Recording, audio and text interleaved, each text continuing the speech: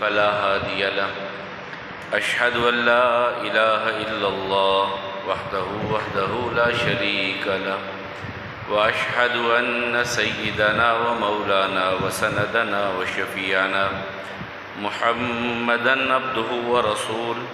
اللهم صل على محمد وعلى آل محمد كما صليت على إبراهيم وعلى آل إبراهيم إنك حميد مجيد. اللهم بارك على محمد وعلى آل محمد كما باركت على إبراهيم وعلى آل إبراهيم إنك حميد مجيد. رب اشرح لي صدري ويسر لي أمري واحلل عقدة من لساني يفقهوا قولي. اللهم انفعنا بما علمتنا وعلمنا ما ينفعنا وزدنا علما.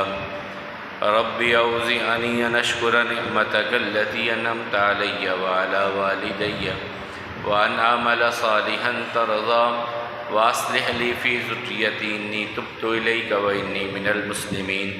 أما بعد فإن خير الحديث كتاب الله وخير الهدي هدي محمد صلى الله عليه وسلم وشر الأمور محدثاتها وكل محدثة بدعة كل بدعة ضلالة والضلالة في النار. أعوذ بالله السميع العليم من الشيطان الرجيم. بسم الله الرحمن الرحيم. فإن آمنوا بمثل ما آمنتم به فقد اهتدوا وإن تولوا فإنما هم في شقاق وسيكفيكهم الله وهو السميع العليم. خالق ارض و سما کی حمد و ثنا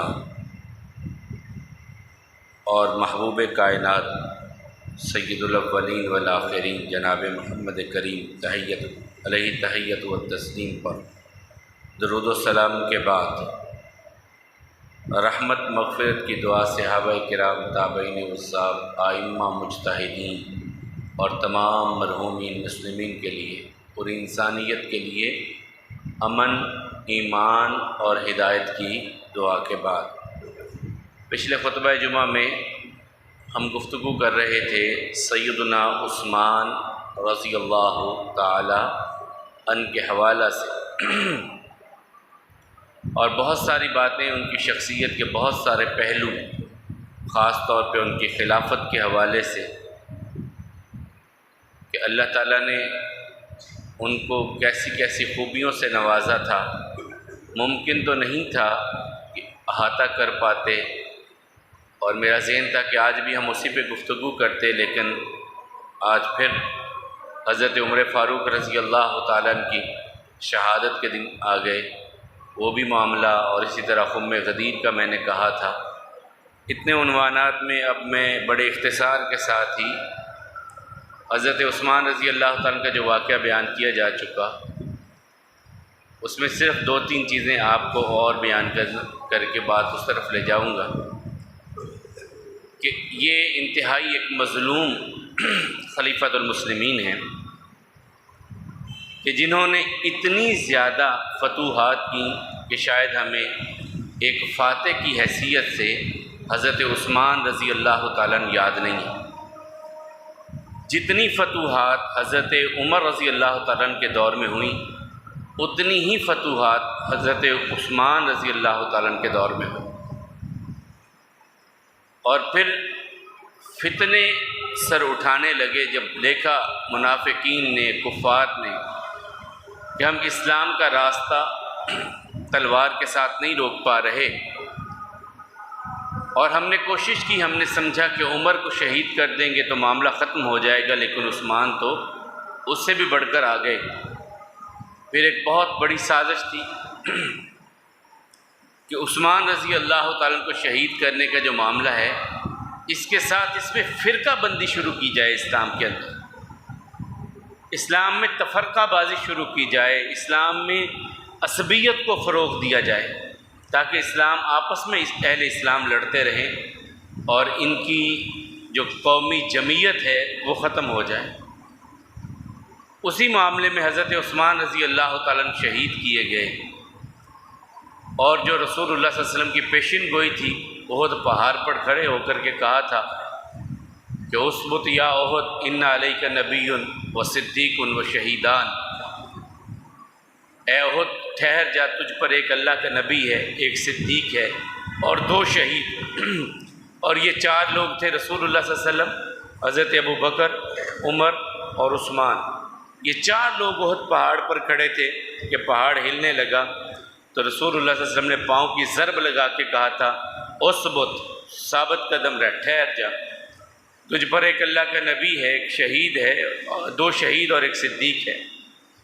تو یہ پیشن گوئی پوری ہوئی اور حضرت عثمان رضی اللہ تعالیٰ شہید ہوئے، اور ان کی شہادت سے متصلاً پہلے ایک بڑی ہی چیز گم ہو گئی جو رسول اللہ صلی اللہ علیہ وسلم کی ایک امانت تھی۔ انگوٹھی بنوائی تھی، پہلے سونے کی بنوائی رسول اللہ صلی اللہ علیہ وسلم نے، جس میں مہر تھی، اوپر اللہ، پھر رسول اور پھر نیچے محمد صلی اللہ علیہ وسلم۔ جب کسی کو خط لکھتے تو رسول اللہ صلی اللہ علیہ وسلم مہر لگاتے، یہ انگوٹھی کے نگینے میں مہر بنی ہوئی تھی، اور رسول اللہ صلی اللہ علیہ وسلم نے سونے کی انگوٹھی بنوائی تھی پہلے۔ پھر جب اللہ تعالیٰ کی طرف سے حکم آ گیا کہ اللہ تعالیٰ نے سونے کو حرام کر دیا ہے مردوں کے لیے، تو رسول اللہ صلی اللہ علیہ وسلم نے اس کو تبدیل کر کے چاندی میں بنوا لیا، اور رسول اللہ صلی اللہ علیہ وسلم کے بعد یہ پھر حضرت ابو بکر کے پاس آئی، پھر حضرت عمر کے پاس آئی، پھر حضرت عثمان رضی اللہ عنہ کے پاس آئی۔ اور ایک دن یہ ایک کنویں پر بیٹھے تھے، گرمی کا موسم تھا، کنویں میں بیٹھے ہیں، تو انگوٹھی کو ایسے ایسے گھما رہے ہیں، گھماتے گھماتے انگوٹھی اتری اور کنویں میں چلی گئی۔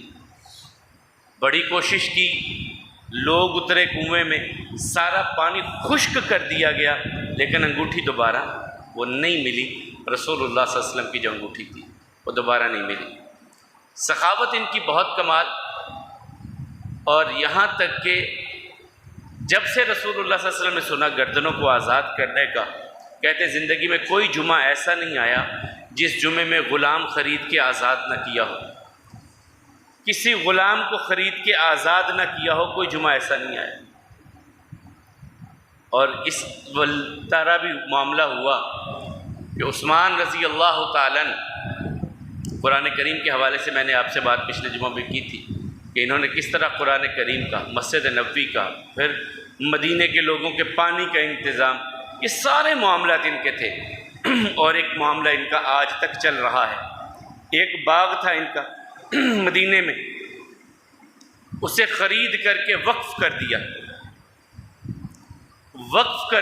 اس کی آمدن وقف ہے۔ آج تک اس باغ کی آمدن حضرت عثمان رضی اللہ تعالیٰ کے اکاؤنٹ میں جاتی ہے، اور اس سے خیر خیرات کے کام جو ہیں وہ چلتے ہیں۔ آج بھی ان کا اکاؤنٹ اسی طرح مدینے میں موجود ہے۔ پھر خم غدیر کی طرف آ جاتے ہیں۔ خم غدیر کا معاملہ ہے، آج کل اس پر عید بنا لی گئی ہے، ایک عید کا تصور ہے، اور ایک علیحدہ سے ایک تصور بنا لیا گیا کہ اس دن غالباً حضرت علی رضی اللہ عنہ کی خلافت کا اعلان رسول اللہ صلی اللہ علیہ وسلم نے کیا تھا، ان کے بارے میں وصیت کی تھی کہ میرے بعد یہ خلیفہ اول بنیں گے۔ اور اسی وجہ سے ہمارے ان بھائیوں کی اذان میں وہ ایک جملہ ہوتا ہے، اشہد ان امیر المومنین و امام المتقین و قاتل المشرکین علی ولی اللہ وصی و رسول اللہ و خلیفتہ بلا فصل۔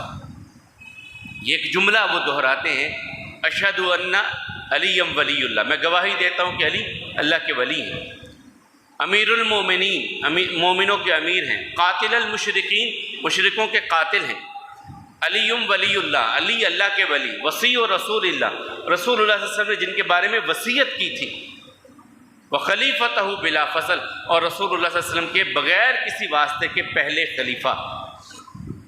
یہ جو ہمارے بعض قوالیوں میں بھی کہہ دیتے ہیں علی دا پہلا نمبر، وہ سارا ایک تصور ہے پیچھے سے کہ رسول اللہ صلی اللہ علیہ وسلم نے وصیت کی تھی کہ میرے بعد پہلے خلیفہ علی رضی اللہ تعالیٰ عنہ ہوں گے۔ کہاں وصیت کی تھی؟ وہ کہتے ہیں کہ جب حج کر کے واپس آنے لگے رسول اللہ صلی اللہ علیہ وسلم، تو 18 ذی الحج میں مدینہ سے تقریباً مکہ سے 8-10 میل آگے نکل آئے۔ آگے نکل کے ایک جوہر تھا جسے غدیر کہا جاتا تھا، پانی کا تالاب تھا، وہاں پہ رسول اللہ صلی اللہ علیہ وسلم نے کھڑے ہو کر کے خطبہ دیا اور کہا من کنت مولا فہذا علی مولا، جس کا میں دوست ہوں اس کا علی بھی دوست ہے۔ کہتے ہیں یہ حضرت علی کی خلافت کا اعلان تھا، یہ حضرت علی رضی اللہ عنہ کی خلافت کے بارے میں رسول اللہ صلی اللہ علیہ وسلم نے اقرار کیا تھا اور امت کو بتایا تھا۔ اس حد تک معاملہ ٹھیک ہے کہ رسول اللہ صلی اللہ علیہ وسلم نکل کر کے آ گئے پانی کے تالاب پہ، وہاں پہ رسول اللہ صلی اللہ علیہ وسلم کے سامنے ایک شکایت آئی حضرت علی کے حوالہ سے، کیونکہ حج سے پہلے 300 سواروں کا ایک قافلہ دے کے بھیجا تھا یمن کی طرف، تو وہاں سے کچھ مال غنیمت تھا، مال غنیمت کی تقسیم کے حوالے سے کچھ لوگوں نے حضرت علی رضی اللہ عنہ کے بارے میں رسول اللہ صلی اللہ علیہ وسلم سے بات کی کہ دیکھیں جی حضرت علی نے بڑی سختی کی ہے ان معاملات میں، اتنی سختی چاہیے نہیں تھی۔ تو رسول اللہ صلی اللہ علیہ وسلم نے پھر ان صحابہ کرام کو کہا کہ علی نے جو کیا ہے وہ میرے حکم کے تحت کیا ہے، جو مجھ سے دوستی رکھتا ہے وہ علی سے دوستی رکھتا ہے۔ بات اتنی تھی، اس کو بڑھا کر کے زیب کلام میں پتہ نہیں کیا سے کیا کچھ بنا دیا گیا۔ اگر وہ خلافت کا اعلان ہوتا تو اس سے 9 دن پہلے 10 دن پہلے اعلان ہوتا، یہ تو رسول اللہ صلی اللہ علیہ وسلم وہاں سے نکل کے چلے آئے، اصل اعلان تو ہوتا پھر عرفات کے میدان میں جہاں پوری دنیا کے مسلمان موجود تھے۔ 9 ذی الحج کو رسول اللہ صلی اللہ علیہ وسلم خلافت کا اعلان کرتے۔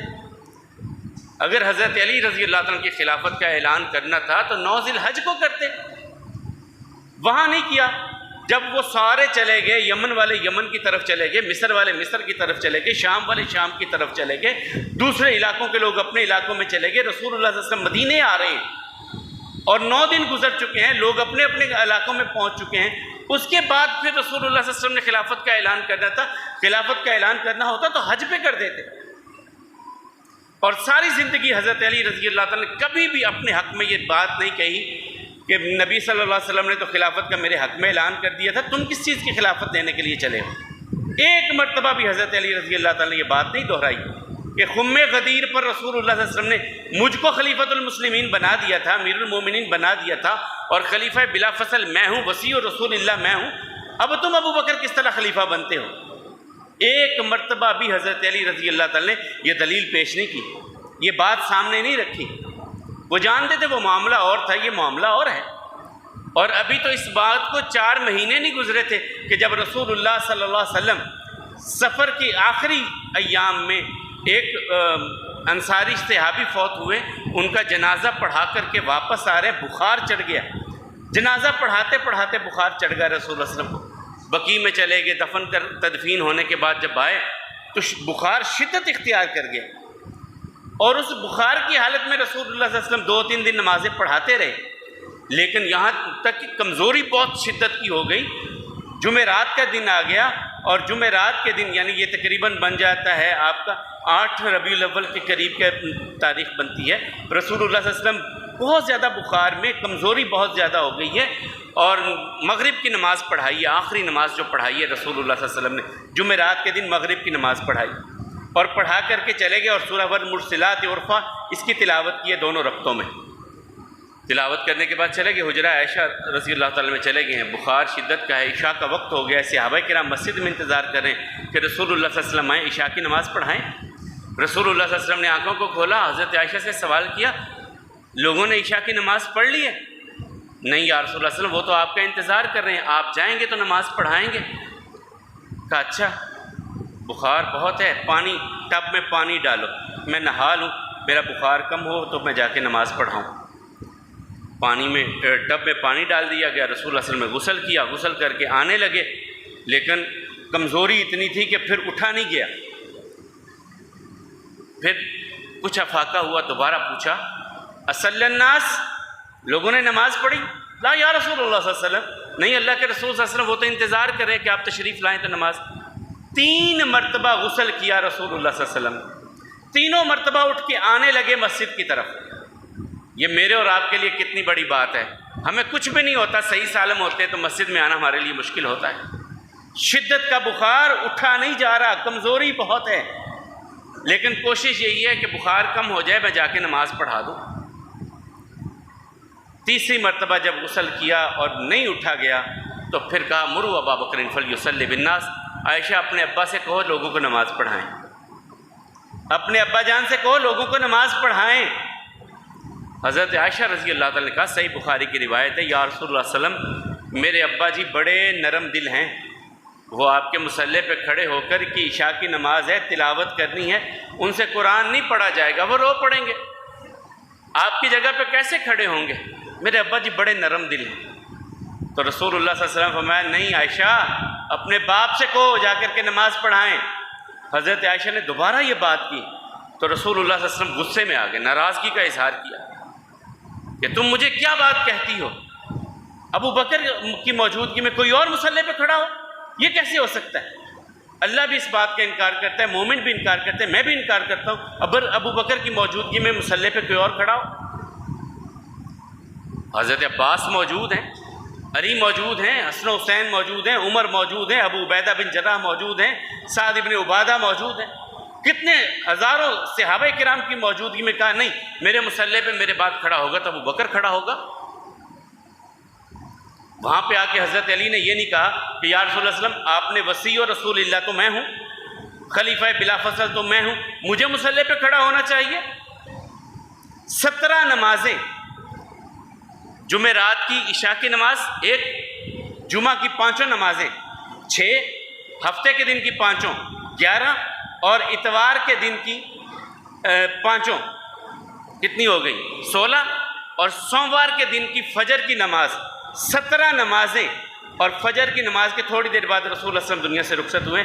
17 نمازیں پڑھائی ہیں ابو بکر رضی اللہ تعالیٰ نے رسول اللہ صلی اللہ علیہ وسلم کی زندگی میں مسجد نبوی میں۔ تو خم غدیر من کنت مولا فہذا علی مولا، وہ ایک بات تھی کہ ایک صحابی کا اعتراض تھا، رسول اللہ صلی اللہ علیہ وسلم نے ختم کر دیا، صحابی کے دل سے بات ختم ہو گئی۔ انہوں نے اسی طرح حضرت علی رضی اللہ تعالیٰ کے اکرام اور محبت جس طرح رسول اللہ صلی اللہ علیہ وسلم کا حکم تھا، لیکن وہ خلیفہ بلا فصل والی بات، وہ وصی اور رسول اللہ والی بات ہم جتنے مرضی اعلان کرتے رہیں، اذانوں میں اس سے بھی زیادہ کچھ اور اضافہ کر لیں، وہ حقیقت نہیں بن سکتی۔ اس سے آگے چلے آئیں، یہ 2 معاملات آپ کے سامنے ہو گئے۔ تیسری بڑی بات اب شروع ہوتی ہے حضرت عمر رضی اللہ تعالیٰ کے حوالے سے۔ یہ اس جمعہ میں بھی اگلے جمعے میں بھی کوشش کریں گے عمر رضی اللہ تعالیٰ کے حوالے سے کچھ باتیں آپ کے سامنے رکھیں کہ یہ ایک ایسی بڑی شخصیت ہے کہ وہ جب مائیکل ہارٹ نے دی 100 لکھی، اس نے کتاب لکھی 100 دنیا کی ایسی شخصیات جن کا انسانیت پر بہت بڑا اثر ہے، اس میں صرف 2 مسلمانوں کے نام رکھے ہیں اس نے۔ پہلے نمبر پر اس نے عیسائی ہونے کے باوجود رسول اللہ صلی اللہ علیہ وسلم کا نام رکھا ہے۔ اس سے پوچھا گیا کہ تم تو خود عیسیٰ علیہ السلام کو مانتے ہو، عیسیٰ علیہ السلام کو پہلے نمبر پر کیوں نہیں رکھا تم نے دی 100 میں؟ وہ کہتا ہے کہ عیسیٰ علیہ السلام کے اثرات ان کے جانے کے بعد تو کچھ ہوئے، لیکن ان کی ذاتی زندگی میں ان کے اثرات لوگوں نے قبول نہیں کیے۔ وہ 10 یا 11 یا 12 حواری تھے ان کے، اس سے زیادہ ان کے کون سے بن گئے؟ بعد میں لوگ ان کی امت میں آئے۔ لیکن محمد رسول اللہ صلی اللہ علیہ وسلم کی زندگی میں 1.25 لاکھ اگر عرفات کے میدان میں ہیں تو ہزاروں مدینے میں اور قبائل میں بھی موجود ہیں۔ سارے تو نہیں حج کرنے کے لیے آ گئے تھے، سارے حج کرنے کے لیے نہیں پہنچ گئے تھے، یہ تو 1.25 لاکھ پہنچے تھے حج کے لیے، باقی تو مدینے میں بھی بہت تھے، گرد و نواح میں بھی بہت تھے۔ یعنی رسول اللہ صلی اللہ علیہ وسلم کی زندگی میں میرے اندازہ کہ 1.5 لاکھ کے قریب تو اسی وقت رسول اللہ صلی اللہ علیہ وسلم کے امتی موجود تھے۔ وہ کہتے ہیں انسانیت پر اثر چھوڑنے کے حوالے سے اول نمبر پر محمد رسول اللہ صلی اللہ علیہ وسلم ہے، اور پھر دوسری اسی لسٹ میں نام اس نے پھر عمر فاروق رضی اللہ عنہ کو مسلمانوں میں سے رکھا ہے۔ اور عمر فاروق رضی اللہ عنہ جب مسلمان ہوئے، اور یہ بھی بڑا ایک خوبصورت معاملہ تھا کہ سارے خود چل کر کے آئے تھے اور انہیں مانگا گیا تھا اللہ تعالیٰ سے۔ ظلم بہت ہوتا تھا، صحابی آئے یا رسول اللہ صلی اللہ علیہ وسلم اتنا تنگ کر دیا، اب تو مشکل ہو گیا ہے جینا۔ تو رسول اللہ صلی اللہ علیہ وسلم نے پھر اللہ تعالیٰ سے دعا کی، یا اللہ 2 بندے ہیں، میں ان دونوں کے بارے میں تجھ سے دعا کرتا ہوں، جو تجھ کو محبوب ہے، پسند ہے، اسے میری جھولی میں ڈال دے۔ ایک عمر بن خطاب ہے، ایک عمر بن حشام ہے۔ عمر بن حشام یعنی ابو جہل کا یہ نام تھا۔ یا اللہ یہ عمر بن حشام، یہ عمر بن خطاب، ان دونوں میں سے جس سے تم محبت کرتا ہے اسے میری جھولی میں ڈال دے۔ اللہم عید الاسلام بعمر بن الخطاب او عمر بن الحشام، یا اللہ اسلام کو عزت دے دے، ان دونوں میں سے ایک اسلام کی جھولی میں ڈال دے۔ رسول اللہ صلی اللہ علیہ وسلم نے جب یہ دعا کی، عمر فاروق کہتے ہیں میں اپنے گھر میں تھا اور میری رات کا وقت تھا، میری طبیعت میں بے چینی تھی، سکون نہیں آ رہا تھا، میں اٹھا تو میں بیت اللہ کی طرف چلا آیا۔ جب بیت اللہ میں آیا تو میں نے دیکھا کہ محمد صلی اللہ علیہ وسلم بھی آ رہے ہیں۔ میں بیت اللہ کے پردے کے پیچھے چھپ گیا کہ سنوں یہ کیا کہتے ہیں۔ رسول اللہ صلی اللہ علیہ وسلم آئے، قرآن کریم کی تلاوت کرنے لگے۔ وہ سورہ حاقہ کی تلاوت، آیات پڑھتے گئے۔ اتنی خوبصورت نظم تھی، لفظ کے ساتھ لفظ ملتا جا رہا ہے، اور بیت اللہ ہے اور زبان اطہر محمد رسول اللہ صلی اللہ علیہ وسلم کی، کیا ماحول بن گیا ہوگا کہ بیت اللہ میں رات کا سناٹا، خاموشی، اور اس میں قرآن کریم کی تلاوت اور رسول اللہ صلی اللہ علیہ وسلم کی زبان اطہر سے۔ عمر رضی اللہ تعالیٰ عنہ کہتے ہیں میں سن رہا ہوں، مجھے ایسا محسوس ہوا کہ یہ تو کسی شاعر کی گفتگو ہے، شعر پڑھ رہے ہیں کوئی۔ تو رسول اللہ صلی اللہ علیہ وسلم نے آیہ مبارکہ پڑھی، وما ہوا بقول شاعر، یہ کسی شاعر کی باتیں نہیں ہیں۔ کہتے ہیں میں پردے کے پیچھے ہوں اور میرے دل میں ابھی یہ بات آئی ہے کہ یہ کسی شاعر کا کلام ہے، تو رسول اللہ صلی اللہ علیہ وسلم نے آیہ مبارکہ پڑھ دی، نہیں یہ کسی شاعر کا کلام نہیں۔ میں نے کہا یہ تو کوئی نجومی لگتے ہیں، میرے دل کی بات جان لی۔ اگلی آیہ مبارکہ رسول اللہ صلی اللہ علیہ وسلم نے پڑھی، وما ہوا بقول کاہن، یہ کسی نجومی کی باتیں نہیں ہیں۔ انہ لقول رسول کریم، یہ تو ایک عزت والا فرشتہ لے کر کے آیا ہے۔ عمر رضی اللہ تعالیٰ کہتے ہیں میرے دل کو ہلا دیا، اس چیز میرے دل کو ہلا دیا، اور یہ بنیاد بنی میرے اسلام لانے کی، یہ بنیاد بنی۔ وہ جو دوسرا واقعہ ہے اس کے بارے میں وہ ضعف ہی ضعف ہے، کمزوری ہے کہ وہ نکلے تھے تو بہن کو مارا تھا اور یہ کیا تھا وہ کیا تھا۔ اصل واقعہ یہ خود بخاری میں حضرت عمر رضی اللہ تعالیٰ نے جو بیان کیا وہ یہ ہے۔ جب آئے رسول اللہ صلی اللہ علیہ وسلم کے پاس، اسلام قبول کیا، صحابہ کرام تیاری کر رہے ہیں، وضو کر رہے ہیں، نماز پڑھنی ہے۔ کہا کیا کر رہے ہیں یا رسول اللہ صلی اللہ علیہ وسلم، یہ کیا ہو رہا ہے؟ کہا نماز کا وقت ہے، نماز پڑھنی ہے۔ کہاں پہ؟ کہا یہیں پہ پڑھیں گے، دار ارقم میں۔ کہا نہیں یا رسول اللہ صلی اللہ علیہ وسلم، اگر عمر اسلام لے آئے اور پھر بھی چھپ کے نماز پڑھیں تو عمر کے اسلام لانے کا فائدہ، عمر کے ایمان لانے کا فائدہ۔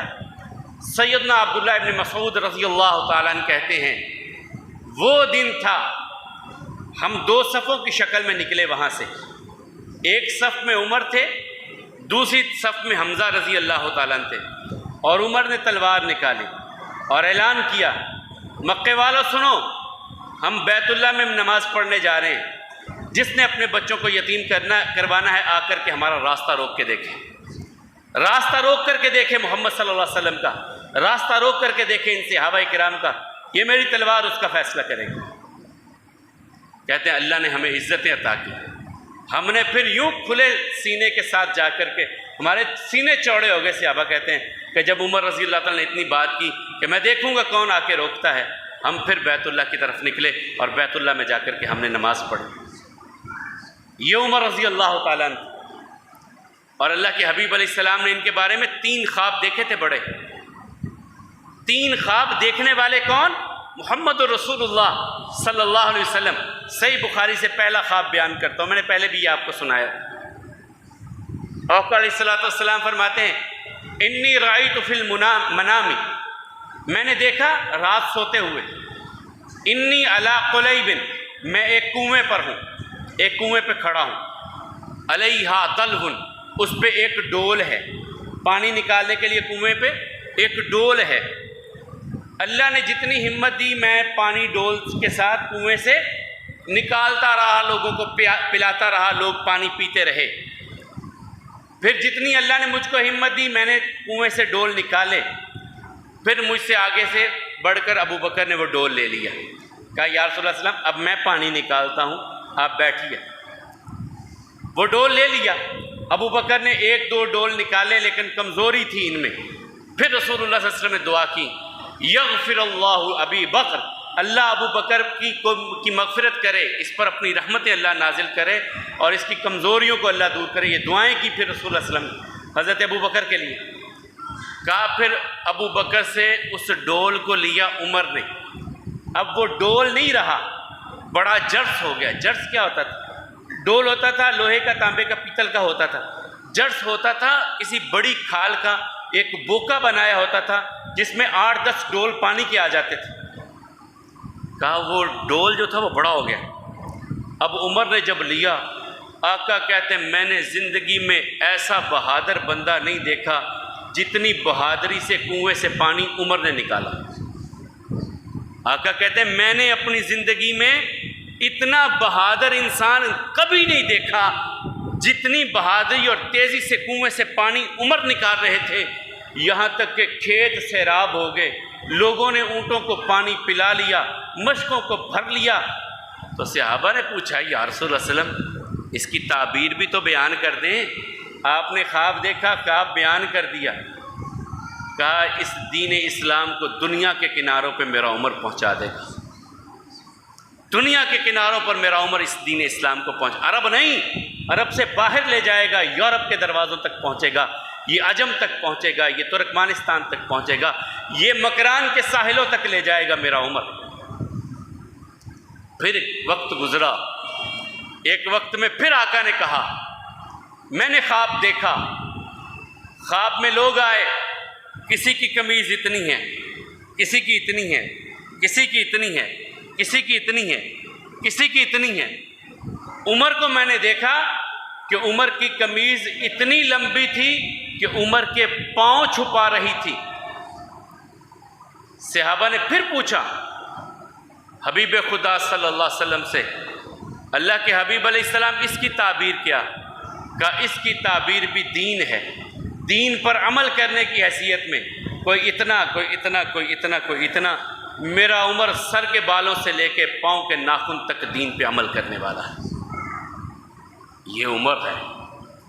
تیسرا خواب دیکھا، اور دیکھنے والے محمد رسول اللہ صلی اللہ علیہ وسلم کا خواب میں تھا، میرے سامنے دودھ پیش کیا گیا، میں نے خواب میں دودھ پیا، پھر جو باقی اتنا پیا کہ میرے ناخنوں تک آ گیا، پھر جو باقی بچ گیا تھا میں نے عمر کو دے دیا۔ یا رسول اللہ صلی اللہ علیہ وسلم اس کی تعبیر؟ تو میں اس کی تعبیر علم ہے، میں نے اپنا بچا علم عمر کو دے دیا۔ یہ محمد رسول اللہ صلی اللہ علیہ وسلم کہہ رہے ہیں، صحیح بخاری کی روایت۔ خواب اللہ کے نبیوں کے وحی ہوتے ہیں، میرے اور آپ کے خواب میں نے پہلے بھی آپ کو بتایا تھا کچھ بھی ہو سکتا ہے، صحیح غلط شیطان کی طرف سے کچھ بھی معاملات ہو سکتے ہیں، لیکن انبیاء کرام کے خواب اللہ کی وحی کے تحت ہوتے ہیں۔ اب ان تین خوابوں کے ساتھ آگے معاملہ چلتا ہے۔ عمر فاروق رضی اللہ تعالیٰ کوئی ایسا غزوہ نہیں جس غزوے میں رسول اللہ صلی اللہ علیہ وسلم کے ساتھ عمر نہیں، کوئی ایسا غزوہ نہیں جس غزوے میں رسول اللہ صلی اللہ علیہ وسلم کے ساتھ عمر نہیں۔ اور کتنے ایسے موقع، میں نے پچھلے جمعے بتایا تھا کہ ایک باغ میں رسول اللہ صلی اللہ علیہ وسلم چلے گئے، باغ کے دروازے پہ دستک ہوئی، دوسرے جو آئے تھے وہ عمر رضی اللہ تعالیٰ تھے، کہا جا کر کے جنت کی بشارت دے دو۔ اور کتنے ایسے موقع، عمر کہتے ہیں میں یا اللہ تیرا شکر ہی نہیں ادا کر سکتا کہ ابھی میں نے دنیا میں رائے پیش کی ہے، ایک خواہش کا اظہار کیا ہے، یا رسول اللہ صلی اللہ علیہ وسلم ایسا نہ کر لیں، ابھی میں نے اتنی بات کی ہے، اللہ نے وحی اتار دی کہ جو عمر نے کہا ہے ایسا ہی کر لو، جو عمر نے کہا ہے ایسا ہی کر لو۔ کیسے موقع تھے؟ اللہ کے حبیب علیہ السلام سے کہنے لگے یا رسول اللہ صلی اللہ علیہ وسلم ابھی پردے کی آیات نہیں اتری تھی کہ خواتین پردہ کیا کریں، یا رسول اللہ صلی اللہ علیہ وسلم آپ کی بیویاں، میری بیٹی بھی ہے، ابو بکر کی بیٹی بھی ہے، تو منافق بھی آتے ہیں، کافر بھی آتے ہیں، یہودی بھی ملنے کے لیے آتے ہیں، تو مجھے اچھا نہیں لگتا کہ وہ آپ کی بیویوں کو ایسے دیکھیں، میرا جی چاہتا ہے کہ یہ پردہ کیا کریں، اگر آپ حکم دیں، مناسب سمجھیں تو آپ کی بیویاں پردہ کریں تاکہ یہ منافق، یہ یہودی، یہ کافر جب آئیں تو ان کی نظر نہ پڑے آپ کی بیویوں پر۔ اللہ کے حبیب علیہ السلام خاموش ہیں، اللہ تعالیٰ نے آیات اتار دی، اے نبی کی بیویوں، یا ایھا النبی قل لازواجک و بناتک و نساء المؤمنین یدنین علیہن من جلابیبہن۔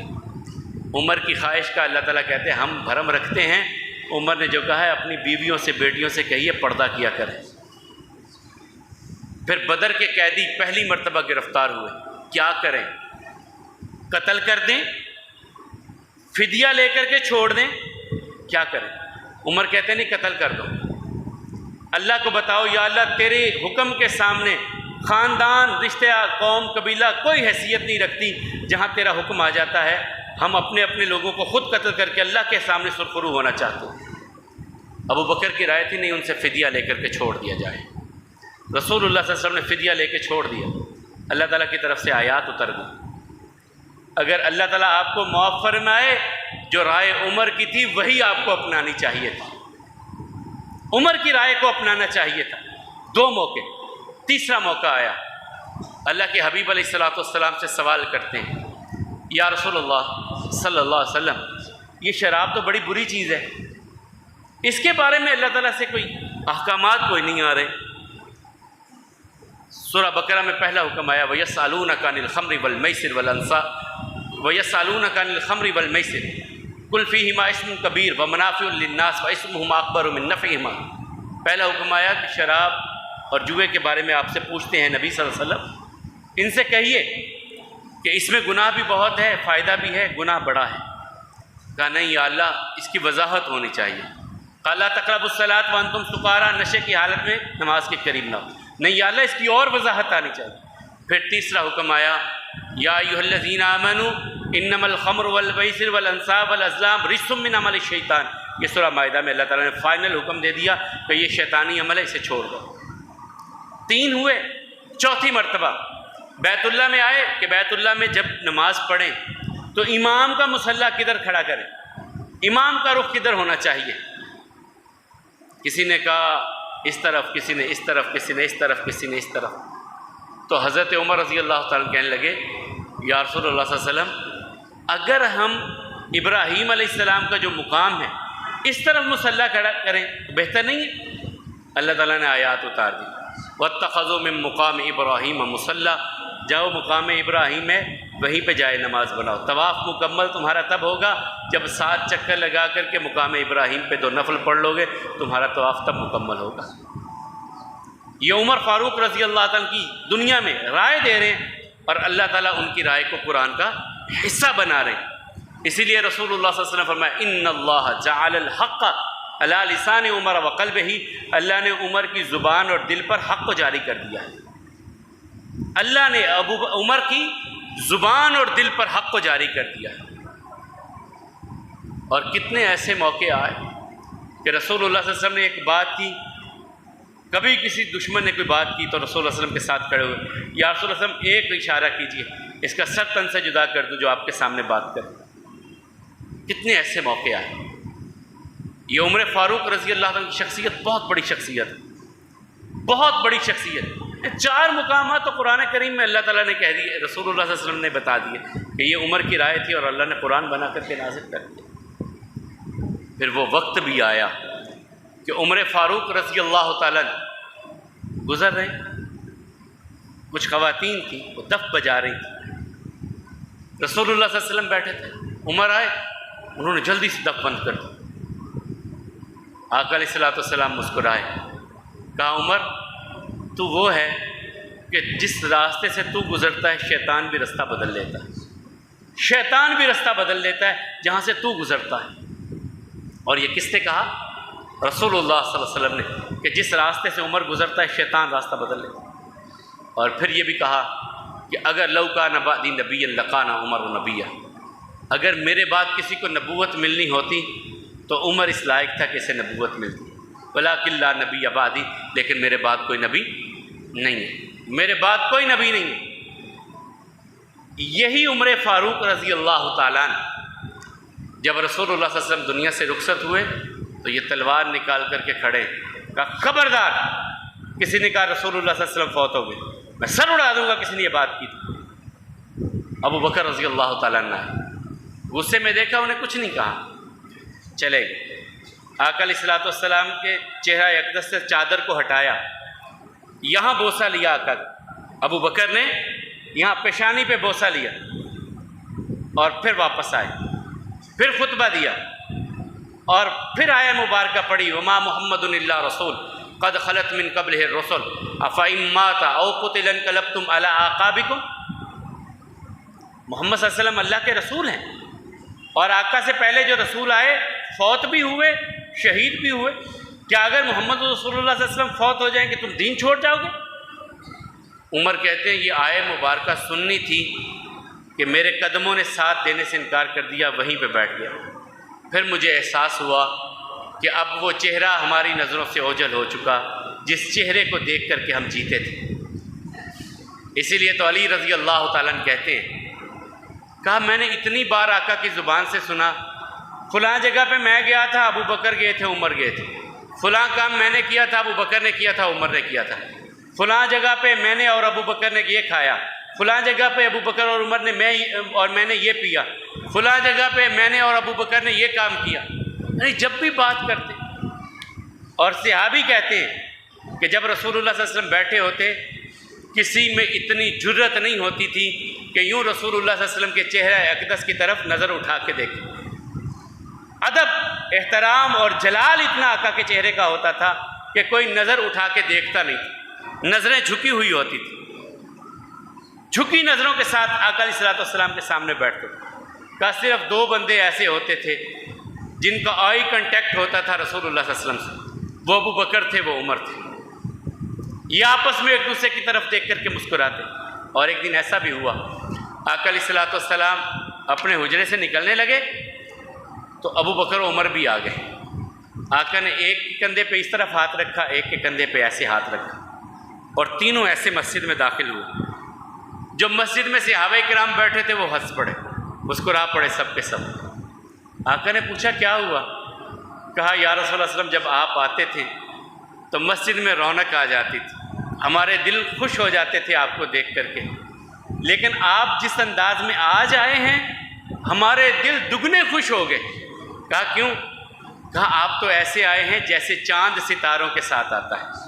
ابو بکر و عمر ستارے ہوں اور آپ چاند ہوں، درمیان میں آپ، سائڈ پہ ابو بکر و عمر۔ آپ کا یہ آنا دیکھ کر کے ہمارے دلوں کو خوشی سے بھر دیا، اس چیز نے ہمارے دلوں کو خوشی سے بھر دیا اس چیز نے۔ یہ عمر فاروق رضی اللہ تعالیٰ عنہ جب آقا دنیا سے گئے، خلافت کا معاملہ سب سے پہلے سر اٹھایا سقیفہ بنی ساعدہ میں۔ ابو عبیدہ بن جراح، عمر فاروق، ابو بکر رضی اللہ عنہ تینوں گئے وہاں پر کہ جھگڑا ختم کیا جائے خلافت کا۔ مہاجرین کہتے ہیں ہم میں سے خلیفہ، انصار کہتے ہیں ہم میں سے خلیفہ، پھر کہتے ہیں کہ ایک ان کا ایک ہمارا۔ ابو بکر گئے، کہا نہیں، میں نے رسول اللہ صلی اللہ علیہ وسلم سے سنا ہے کہ خلافت جو ہے وہ قریش میں رہے گی، الائمۃ من القریش، قریش میں سے ہوں گے۔ انصار خاموش ہو گئے، رسول اللہ صلی اللہ علیہ وسلم کی بات آ گئی۔ کہا دیکھو سنو، یہ عمر رضی اللہ تعالیٰ موجود ہیں، یہ ابو عبیدہ بن جراح موجود ہیں۔